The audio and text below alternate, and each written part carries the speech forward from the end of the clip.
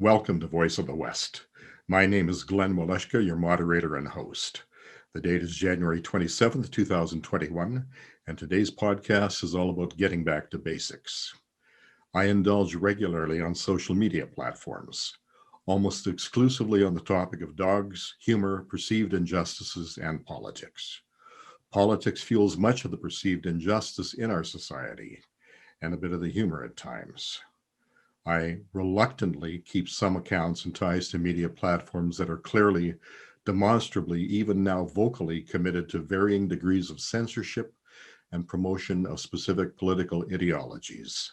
Those platforms include Twitter. I'm now transitioning to Gab, Clout Hub, and eventually Parler, once it's back in operation, for public discussion forum-based participation, YouTube, unfortunately now a Google-owned subsidiary actively censoring and deplatforming many conservative and libertarian individuals and channels, and Facebook, a leftist globalist media platform that not only censors, but adds insult to injury by monetizing your very presence on a so-called free social media platform. All three, Twitter, YouTube, and Facebook, should be considered ideological propagandist platforms unworthy of being exempt from publisher restrictions, requirements, and legal accountability. Rumble is my go-to video media platform, as it is wholly and vigorously committed to the preservation of free speech. While not quite as important, I choose Telegram and Signal to convey private messages and participate in private conversations, as I'm increasingly having concerns relating to the confidentiality and privacy of text messaging. These are encrypted services. Finally, I choose to remove all Google search engine defaults from my web browsers, using DuckDuckGo or Brave as the safer, unfiltered, and unbiased alternatives. Ultimately, the best blanket protection for ensuring privacy is a good VPN, virtual private network, that neither stores nor publishes my internal internet address or search history. On that basis, no one can monetize or build profiles on my internet activity. Lots to choose out there, but I choose Surfshark price performance. All devices in my household need to have that VPN protection. I strongly encourage anyone listening or watching this broadcast to do your own investigation and implement your own ongoing social media strategies if you are, like me, a strong believer in freedom of speech and a fundamental right to privacy without unwarranted invasive scrutiny, even spying from big tech and government. In Canada, this has become a real concern, as Stephen Gibault, Canada's current Liberal Minister of Canadian Heritage, wants to create legislation that further denies us guarantees of freedom of speech and freedom of expression. Under no circumstance can we as Canadians, and particularly as Westerners, allow these basic rights and freedoms to be curtailed, subject to partisan government oversight and control. Your best chance to keep your unrestricted access to discussion, dialogue, and debate necessary for the preservation of a healthy democracy is to perform an audit of your own communication tools and resources, and to make some, if not perhaps all, of the changes I have personally implemented to optimize my opportunity to have a voice, this voice, Voice of the West. Now that the housekeeping is out of the way, I want to get to the actual topics for consideration in today's broadcast. Social media is remarkably indiscriminate in its ability to allow equal access, at least for the moment, to individuals who offer opinions, advice, and espouse ideologies that vary wildly on their factual or informed basis. To put it simply, it is just as easy to say something just plain dumb as it is to say something intelligent. That is what triggered today's topic. On social media, I'm tempted to not name the source that is on my list of platforms to eventually completely abandon, unless free speech is restored. A dialogue took place between two individuals. Rather than disagreeing in a civil manner, one of the participants ultimately resorted to name-calling, a tactic used frequently by those not on the winning side of an argument. This personal attack is often referred to as an ad hominem attack, an attack on the person, if someone is simply unable to logically or reasonably win a debate or argument on the basis of facts or logic. I jumped into the Twitter conversation, there I've named the offending media platform, and suggested that this personal attack was probably not particularly productive. The words I used were, there's sense, common sense, good sense, and political sense. In my mind, there is a progression. Not all sense is common sense. Not all common sense is good sense, and not all good sense is necessarily political sense. So what do I mean by political sense?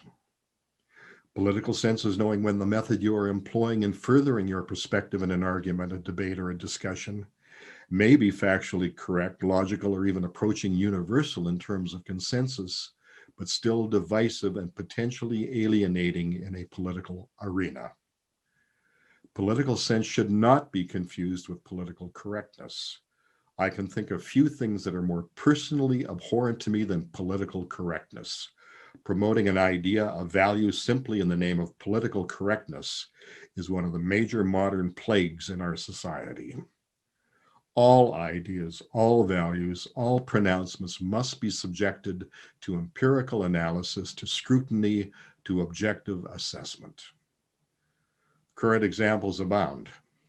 Support for climate change, government initiatives, locally, provincially, federally, and globally, is politically correct. Support for COVID-19 lockdowns at all levels of government is currently politically correct. Support for government intervention into gender identity recognition, even physical gender modification against the expressed wishes of parents when dealing with their own children who have not reached the legal threshold age of majority and consent, is currently politically correct. Support for globalism and the redistribution of wealth, earned or otherwise, is currently politically correct. The alarming, at least it should be alarming, consequence to voters is that our elected representatives are abrogating their responsibilities, ignoring their sworn oaths to represent us, to unelected bodies such as the United Nations who are not accountable to anyone. I'll stop at 4 examples. There are countless others, but I'll get to those in later broadcasts. But as a Westerner, I'm going to throw in one more. Support for the reduction of and ultimate elimination of fossil fuels, promoted as politically correct by our federal government, by special interest groups, and by big tech. In all cases, some of, perhaps much of the actual science, the facts, the empirical evidence is being suppressed, ignored, even subject to cancel culture propaganda as governments, big tech, mainstream media, and special interests profess that the science is settled and there is no further discussion, dialogue, or debate warranted or even allowed. Free speech on these hugely impactful matters is being repressed and or denied in the interests of political correctness. My question is quite simple. What if that collective is wrong on any, perhaps all of these politically correct ideological positions? What if the science remains unsettled? What if there are demonstrable evidence-based studies that are contrary to the politically correct dogma?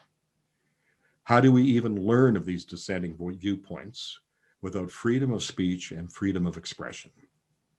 So where has all of this rhetoric led? Without a doubt, I am not politically correct. As a result, Voice of the West is almost certain to be not politically correct. So what about the initial discussion of sense, common sense, good sense, and political sense? Without any apology, I am adding nonsense to this string of senses. Nonsense, sense, common sense, good sense, and political sense. My new variant on today's theme. So what really frightens me about this intellectual exercise? Politicians, good, mediocre, bad, and even the horrific politicians are capable of using any portion of this spectrum from nonsense to political sense to further their objectives. In some demonstrable cases, nonsense can achieve the same result as political sense. Catherine McKinnon, Liberal cabinet minister known as Climate Barbie to her detractors, famously paraphrased Nazi propagandist Joseph Goebbels in an Ottawa bar just a few short years ago. The video is still on proud display for those who choose to reminisce. If you repeat it, if you say it louder, if that's your talking point, people will totally believe it, she said in May of 2019. If you tell a lie big enough and keep on repeating it, people will eventually come to believe it. Joseph Goebbels, propaganda minister. Both of these politicians count on our human weaknesses to turn lies into truths. Simply put, both know, or at least think, that we frail, flawed humans will tend to believe what we want to believe even in the face of contradictory evidence. How to perpetuate a lie and unethically allow to metamorphosize into a politically correct truth? First and foremost, keep repeating the lie.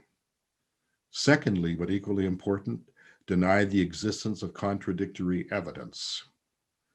Both are tools in use by unethical politicians, and both are living proof that George Orwell's 1984 has become a nightmarish reality in 2021 for those who are astute enough, who care enough, who are informed enough to see through the mirage the mainstream media, big tech, and far too many politicians have conjured up to keep honest, hardworking, principled citizens in the dark.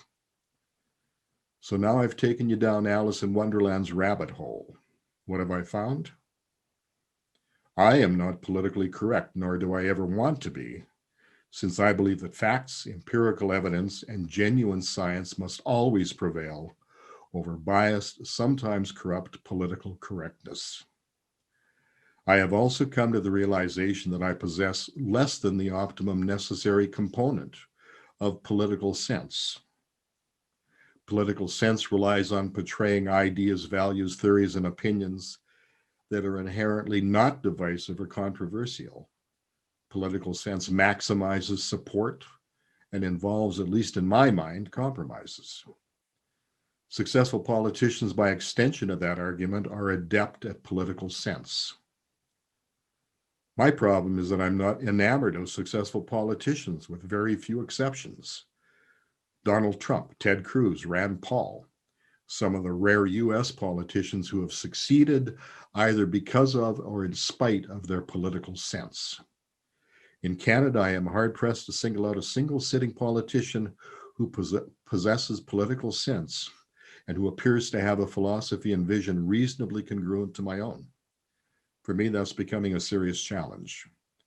I've worked with a few political parties who may ultimately be worthy of support if the leaders of those parties may ultimately find the success formula that allows for the right balance of voter-supported political sense while at the same time keeping the unacceptable specter of political correctness at bay. Another of my personal concerns is that far too few political party leaders have the humility or good sense to accept that their leadership should not be, cannot be autocratic in a true democratic entity. Far preferable that these leaders be representatives of or spokespersons of their respective political parties. Derek Sloan, a principled, credible MP, was recently tossed out of the Conservative Party of Canada by an incompetent, power-hungry leader in the anointed person of Erin O'Toole. The pick of the Laurentian elite, failed part-time drama teacher Justin Trudeau, has a string of ethical, personal, and legislative failures that grows on an almost daily basis, but his political sense and devotion to political correctness has somehow, almost inexplicably, kept him in power, power that he neither deserves nor knows how to administer in the best interests of Westerners. Max Bernier is an autocratic enigma who has demonstrated neither political correctness nor political sense with his fledgling PPC. As much as I gravitate to his contempt of both, better appreciation of the latter political sense may have resulted in a better outcome for the fledgling PPC in the last couple of elections. The only true Western-based federal party, Maverick Party, is currently struggling to gain support and the necessary notoriety. Intrinsically, I want them to succeed as soon as the almost inevitable spring election this year, but I fear that the elements of both political correctness and a historically dated political sense focused on sentiments of the 1990s instead of today's reality will seriously limit the success of Maverick Party. I actually hope I'm wrong, but I believe that hindsight after the 2021 coming election will indicate that a younger, more vibrant and passionate leader in tune with today's challenges for Westerners would have been a better choice. I have the highest respect for Jay Hill's resume and past accomplishments, but I sincerely believe that his time in Canadian politics, particularly Western politics, has come and gone. Both Maverick growth and messaging are woefully insufficient to achieve a successful outcome 2021. I've also come to the irrefutable conclusion that success for Western self-determination must be focused provincially, not federally, unless and until provinces in the West restore some of their undisputed constitutional authorities, specifically taxation, pension fund administration, provincial policing, constitutionally enshrined control over healthcare, oversight over firearms control, environment, among others. Any discussion of changes at the federal level is virtually a non-starter. Ottawa's power can only be broken by provincial governments reasserting their own legal and financial control over powers expressly granted to the provinces constitutionally. Western provinces in particular must reclaim those powers. Congratulations to the newly elected Board of Wildrose Independence Party that is giving Alberta a legitimate shot at creating the necessary change in a broken and flawed federal model of confederation. Rick Northey as president, Paul Hinman as interim leader appear to have assembled a highly capable, competent team ready to take on the challenges in Alberta. Buffalo Party in Saskatchewan is giving that province a chance for self-determination. Not much is happening in BC or Manitoba, and here's the bad news. Nothing will happen until concerned, informed citizens in those provinces understand that reality, accept that challenge, and stand up for their own best interests. Inaction, division, and complacency are the weapons employed successfully by those who champion the status quo. Where are the leaders who will champion change for the West and for Westerners? This is Voice of the West. My name is Glenn Waleschka, your moderator and host. I am neither politically correct nor do I particularly care to possess a higher political sense quotient. I pledge to fearlessly, unequivocally devote Voice of the West to the defense of individual rights, freedoms, and responsibilities. I believe freedom of speech is the foundation on which democracy rests. I encourage you to take the time to make the effort to subscribe to channels and individuals who share this fundamental value. Whether I or you will agree with them entirely is not the point. They all have something to contribute, and they will all stimulate thoughts, ideas, and promote informed dialogue, discussion, and debate. In no particular order, here are some of them. Brian Lovig, host of rightedition.com. Frank Vaughan, host of frankvaughan.ca. Laura Lynn Tyler Thompson, host of lauralynn.tv. Adam Mazzei, host of the Hidden Gem podcast. Dave Rubin, host of the Rubin Report. John Solomon, host of John Solomon Reports. Ted Cruz, host of Verdict with Ted Cruz.